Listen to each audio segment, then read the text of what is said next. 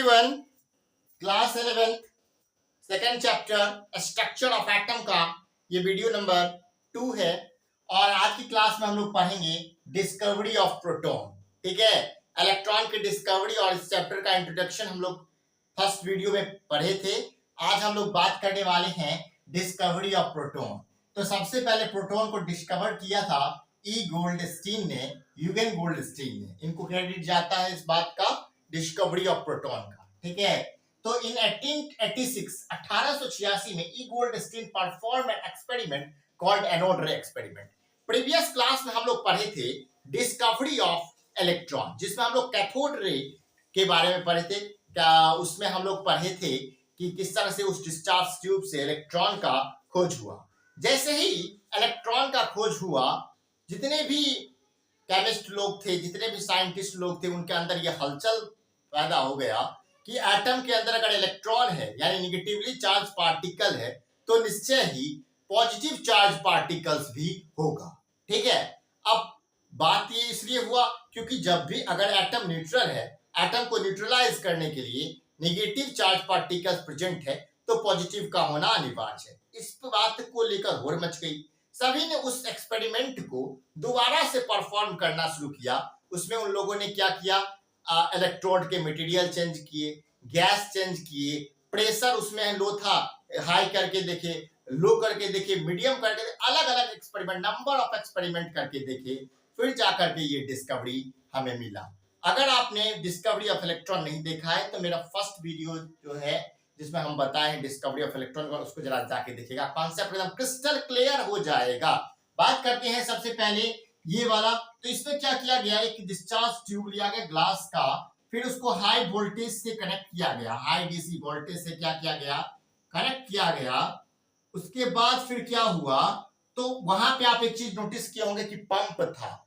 ठीक है, vacuum pump था, जो जिसका क्या यूज था, रिड्यूस प्रेशर, प्रेशर को कम करने के लिए। यहां उसका नहीं दिख रहा है।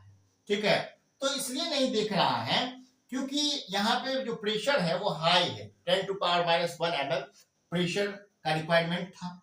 फिर उसके बाद क्या हुआ, तो यहां से उस पे देखे थे हम लोग कि क्या किया गया था, एनोड को में होल करके चेक किया गया था, परफोरेटेड एनोड बनाया गया था।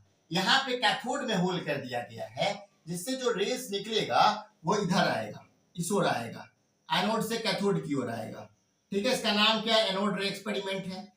तो अब जो आ तो जाएगा, अब वो पता कैसे चलेगा, हम लोग ऑब्जर्व कैसे करेंगे, इसलिए क्या किया गया, तो ये जो कैथोड रे है उसमें होल कर दिया गया। और फिर क्या किया गया, इस साइड में क्या किया, फ्लोरोसेंट का कोटिंग किया गया जिंक सल्फाइड का, जिससे क्या होता था, तो पता चलता था कि एनोड से कैथोड की ओर रेज आ रही है हाई वोल्टेज से।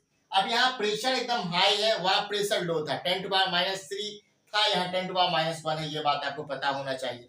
उसके बाद क्या हुआ, तो पता चला, ऑब्जर्व क्या हुआ, ऑब्जर्वेशन क्या हुआ इसका, कि they have positively charge radiation, ये बात पता चला। उसमें हम लोग देखे थे कि कैसे पता चला था, पता इस तरह से चला था कि जब भी कैथोड रे निकलता था एनोड की तरफ, तो निगेटिव चार्ज पार्टिकल ये है, और जाता किधर था, पॉजिटिव की तरफ। तो जब निगेटिव पॉजिटिव की तरफ जाता था तो क्या हमें पता चलता था कि ये जो है, ये कौन सा, इसमें निगेटिवली चार्ज पार्टिकल्स है, क्योंकि हम बता चुके हैं कि unlike charge attract each other and like charge repel each other. बताए हुए पता है आपको कि लाइक चार्ज क्या करता है, रिपेल करता है, अनलाइक चार्ज अट्रैक्ट करता है। जब भी निगेटिव पॉजिटिव की ओर जाएगा, जब भी कोई रे पॉजिटिव की ओर जाएगा, इसका मतलब क्या है कि वो निगेटिवली चार्ज पार्टिकल है। उस टाइम में हम ये भी बताए थे कि इलेक्ट्रिक फील्ड जब पॉजिटिव का लगाया गया था, तो ये जो कैथोड रे था वो उस तरफ डेविएट हो रहा था। वो सब कुछ इस पे भी करके देखा गया, तो वो सारा सेम ही आया कि ये निगेटिव प्लेट्स की तरफ, निगेटिव इलेक्ट्रिक फील्ड की तरफ ये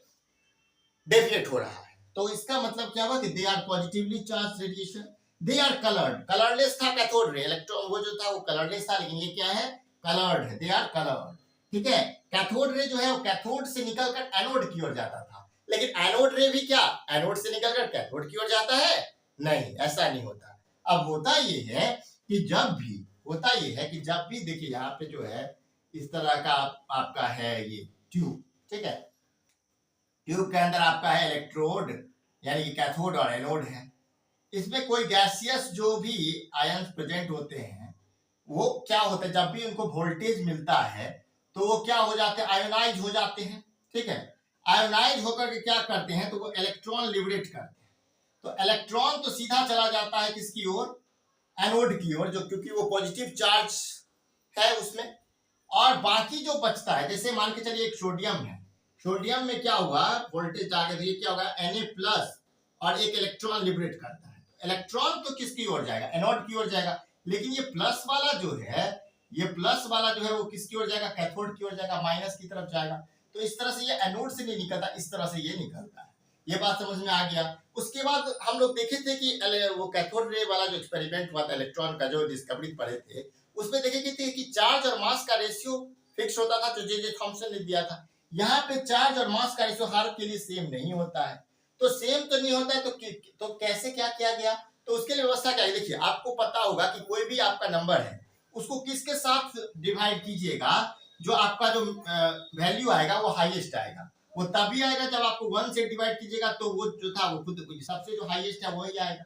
तो हम लोग क्या किया गया, हाइड्रोजन का आपको पता है कि एटॉमिक नंबर 1 होता है, तो हाइड्रोजन से जो कि लाइटेस्ट मास है हाइड्रोजन का, तो हाइड्रोजन से क्या गया, तो हाईएस्ट इसका चार्ज बाय मास रेशियो आया।